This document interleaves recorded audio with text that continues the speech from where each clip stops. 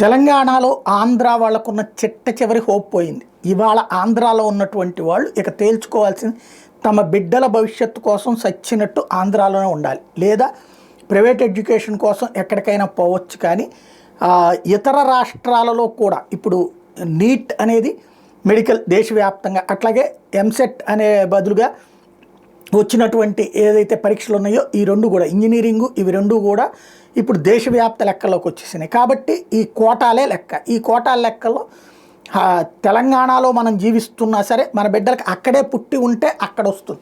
ఇక్కడ చదువుకుంటూ ఇక్కడ పెరిగి ఇక్కడి నుంచి అక్కడికి వెళ్తే ఇప్పుడు అవకాశాలు లేని పరిస్థితి ఇక భవిష్యత్తులో రాదు. ఇప్పుడు ఇవాళ ఆంధ్రాలో నివసిస్తున్న వాళ్ళందరూ కూడా ఆంధ్ర దాటి బయటికి పోతే ఈ మెడికల్ ఇంజనీరింగ్ సిస్టంలో ఆంధ్ర కోటా కిందకి రావాల్సింది తప్పించి మరొక ఆప్షనే లేదు.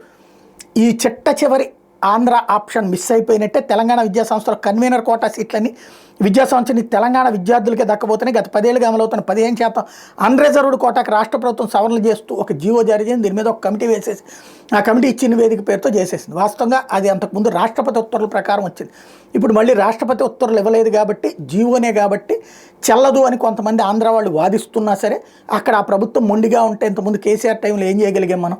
ఈ రోజు వరకు విభజనకు సంబంధించినటువంటి ప్రాపర్టీస్ ఏమి ఆంధ్ర వాళ్ళు తెచ్చుకోలేకపోయారు.